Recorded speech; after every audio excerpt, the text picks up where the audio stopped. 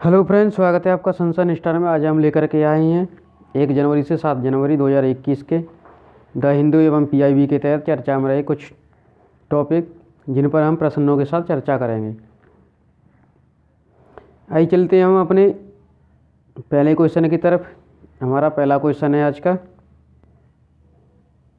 इससे पहले अगर हमारा चैनल आपने सब्सक्राइब नहीं किया हो तो सब्सक्राइब करें, लाइक करें एवं कमेंट में कमेंट करके बताएं कि आपको हमारा प्रोग्राम कैसा लगा।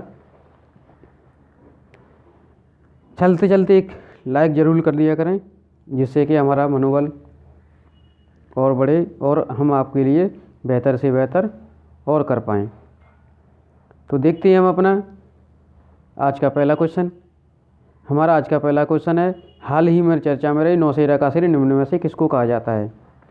हाल ही में चर्चा में रहे नौशेरा का शेर निम्न में से किसको कहा जाता है। भगत सिंह, लाल बहादुर शास्त्री, सुभाष चंद्र बोस, ब्रिगेडियर मोहम्मद उस्मान। भगत सिंह, लाल बहादुर शास्त्री, सुभाष चंद्र बोस, ब्रिगेडियर मोहम्मद उस्मान। इसका सही जवाब है डी, घ। इसका सही जवाब है घ। ये 1965 के भारत पाक युद्ध में शहीद हुए थे, जिनको नौशेरा का शेर का खिताब दिया गया। 1965 में जो भारत पाक युद्ध हुआ था उसमें ये शहीद हुए एक ब्रिगेडियर मोहम्मद उस्मान हैं, जिनको नौशेरा का शेर का खिताब मिला था। आइए चलते हैं हम अपने अगले क्वेश्चन की तरफ। अगला क्वेश्चन है हमारा, हाल ही में चर्चा में रही नाम घर निम्न में से क्या है। नाम घर से संबंधित हम ऑप्शन देखेंगे। सभा भवन, प्रार्थना घर, बर्फ का घर या इनमें से कोई नहीं। इसका ऑप्शन है सभा भवन, प्रार्थना घर, बर्फ का घर या इनमें से कोई नहीं। इसका सही ऑप्शन है ख। यह एक असम का प्रोग्राम है जो स्पेशली असम में चलाया गया है। यह जो नामघर प्रोग्राम है वह दर्शन प्रोग्राम का दरअसल हिस्सा है। दर्शन प्रोग्राम के अंडर में ये आता है जो असम में चलाया गया है। आइए चलते हैं हम अपने अगले क्वेश्चन की तरफ। अगला क्वेश्चन है हमारा, हाल ही में चर्चा में रही समुद्र तट यानी बीच की भारत में कुल कितनी संख्या है। समुद्र तट जो देखेंगे हम भारत में कितनी संख्या है, तो इसमें देखेंगे 10, 6, 8, 4। 10, 6, 8 या 4। तो देखेंगे इसका सही ऑप्शन है ग। भारत में अभी तक 10 बीच हैं, 8 बीच हैं, जो इस प्रकार हैं: शिवराजपुर बीच, घोघला बीच, कासरकोड बीच, पाड़ू बिदरी बीच, पक्कड़ बीच, ऋषिकोंडा बीच, गोल्डन बीच और राधानगर बीच। ये हमारे 8 बीच हैं भारत के। एक बार फिर से सुनेंगे: शिवराजपुर बीच, घोघला बीच, कासरकोड बीच, पाड़ू बिदरी बीच, पक्कड़ बीच, ऋषिकोंडा बीच, गोल्डन बीच और राधानगर बीच। तो ये हमारे बीच थे। इनमें से जो सबसे अधिक स्वच्छता रखने में सक्षम होता है उसको ब्लू फ्लैग सर्टिफिकेट का खिताब दिया जाता है। आइए चलते हैं हम अपने अगले क्वेश्चन की तरफ। अगला क्वेश्चन है हमारा, हाल ही में चर्चा में आई अपनी धरोहर अपनी पहचान से संबंधित कौन सा कथन सही है। अपनी धरोहर अपनी पहचान से संबंधित हमारा आज का कौन सा ऑप्शन सही है। देखेंगे यह राज्य एवं संघ प्रदेशों की शामिल योजना है। राज्य एवं संघ शासित प्रदेशों की शामिल योजना है। यह केवल राज्यों की योजना है। इसमें विरासत की जिम्मेदारी 5 साल के लिए होती है, 6 साल के लिए। ऑप्शन है विरासत की जिम्मेदारी 6 साल की होगी या इनमें से कोई नहीं। तो इसका सही ऑप्शन रहेगा हमारा क। यह दोनों का है, राज्य एवं यूनियन टेरिटरी यूटी का दोनों का शामिल योजना है ये। ख गलत है हमारा, ग गलत है, या 6 की जगह पे 5 साल के लिए इसकी वो रहेगी।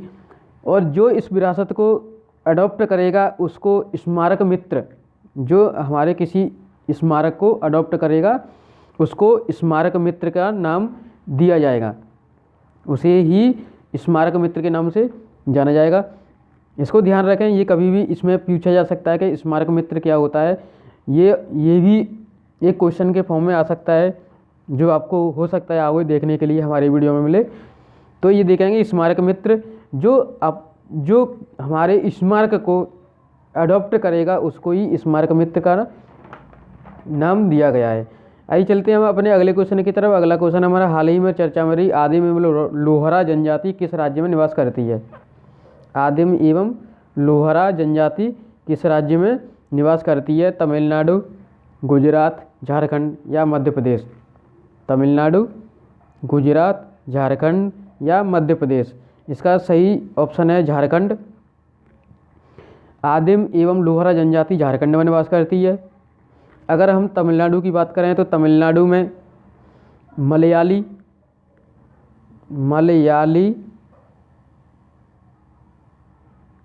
गुजरात की बात करें हम तो गुजरात में बसवा,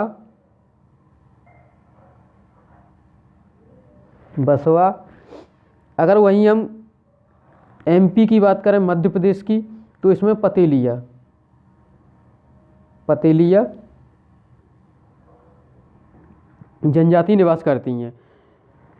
तो कभी भी ये भी आ सकता है कि मलयाली किस राज्य की जनजाति है, तो इसको ध्यान रखेंगे हम, आप नोट करते चलें इसको। आइए चलते हैं हम अपने अगले क्वेश्चन की तरफ। अगला क्वेश्चन हमारा, हाल ही में चर्चा में रही हाइपोथेरेमिया बीमारी से संबंधित कौन सा कथन सही है? इसमें से हाइपोथेरेमिया बीमारी से संबंधित सही कथन है। इसका ऑप्शन देखेंगे हम, शरीर का तापमान अधिक हो जाता है, शरीर का सामान्य ताप 37 डिग्री सेंटीग्रेड होता है, एल्कोहल से इसका खतरा कम हो जाता है। इस बीमारी के इसका पहले देखेंगे ऑप्शन सही है ख। हमारे स्वस्थ शरीर का तापमान 37 डिग्री होता है। जब यह बीमारी हमारे शरीर में एंटर कर जाती है तो जब यह बीमारी हमारे शरीर में एंटर कर जाती है तो हमारे शरीर का ताप अधिक होने की जगह पे क्या होता है? कम होने लगता है। अधिक की जगह कम होने लगता है। एल्कोहल सेवन करने से हमारे शरीर में इस बीमारी का खतरा कम की अपेक्षा अधिक होने लगता है। ये ध्यान रखेंगे, एल्कोहल से इसका खतरा बढ़ता है और तापमान कम होता है। ये उल्टा है, ये इसको ऑप्शन को ध्यान से पढ़ेंगे। शरीर का तापमान कम होता है और एल्कोहल सेवन करने से इस बीमारी का, हाइपोथर्मिया बीमारी का खतरा बढ़ता है। तो चलते हैं हम अपने अगले क्वेश्चन की तरफ। अगला क्वेश्चन है हमारा, हाल ही में किस राज्य के द्वारा घोषणा की गई है कि एडवर्टाइज के लिए किसी भगवान का नाम नहीं लिया जाएगा? कोई भी एडवर्टाइज होगा तो किसी भी एडवर्टाइज के लिए किसी भी देवी देवता का नाम नहीं लिया जाएगा। यह किस राज्य ने घोषणा की है? तो देखेंगे ऑप्शन है महाराष्ट्र, गुजरात, मध्य प्रदेश या बिहार। महाराष्ट्र, गुजरात, मध्य प्रदेश या बिहार। इसका सही ऑप्शन है महाराष्ट्र। अभी हाल ही में महाराष्ट्र सरकार ने घोषणा की है कि किसी भी प्रचार प्रसार के लिए किसी भी भगवान का नाम नहीं लिया जाएगा। जैसे टीवी में ऐड आता रहता है कि हनुमान चालीसा से ताकत मिलती है, इसके लिए किसी भी उसका इस्तेमाल नहीं किया जाएगा। देखते हैं हम अपने अगले क्वेश्चन की तरफ। अगला क्वेश्चन है हमारा, हाल ही में चर्चा में रही ऑपरेशन मेघदूत कब चला गया? ऑपरेशन मेघदूत से संबंधित हम कथन देखेंगे। ऑपरेशन मेघदूत कब चलाया गया? 1965, 1962, 1961 और 1984। इसका सही ऑप्शन है घ। 1984 में मेघदूत ऑपरेशन चलाया गया। इसके हीरो कोलोनल नरेंद्र कुमार थे, जिनको बुल कुमार के नाम से भी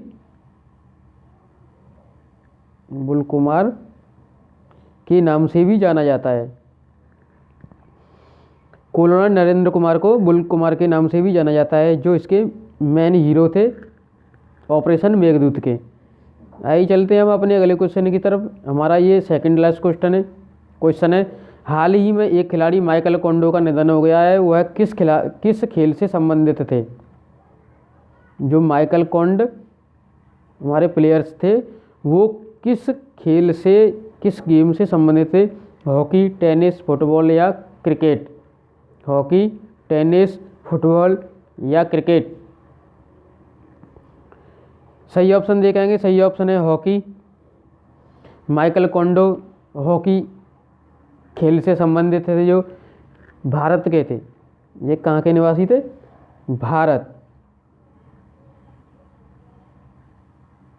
इंडिया, INDIA, इंडिया के निवासी थे, जो हॉकी खेलने में रुचि रखते थे। आइए देखते हैं हम अपना लास्ट क्वेश्चन आज के सेशन का। आज के सेशन का लास्ट क्वेश्चन है हमारा, हाल ही में चर्चा में रहे पारादीप पोर्ट एक बंदरगाह है, कृत्रिम, प्राकृतिक, दोनों या इनमें से कोई नहीं? हम देखेंगे इसका सही जवाब है ख, यह एक प्राकृतिक बंदरगाह है। कृत्रिम नहीं है, दोनों भी नहीं है, ये भी नहीं है।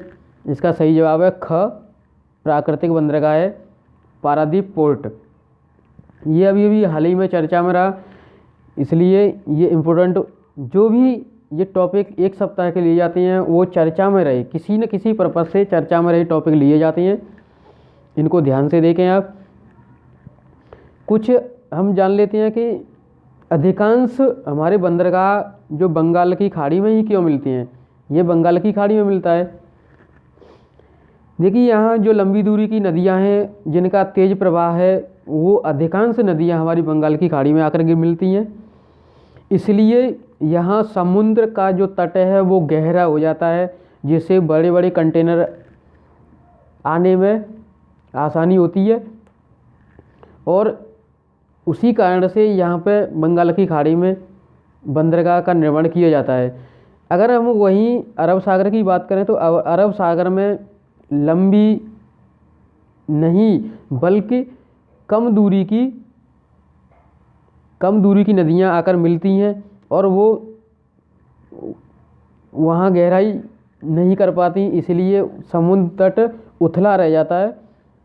इस कारण वहाँ जो बड़े बड़े कंटेनर हैं वो आने में दिक्कत होती है, इसलिए आ नहीं पाते।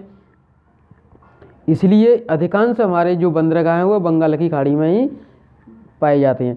तो ये था आज का प्रोग्राम। हमारे चैनल को लाइक, सब्सक्राइब एवं शेयर करना ना भूलें। आज के सेशन के लिए धन्यवाद। Thank you for watching.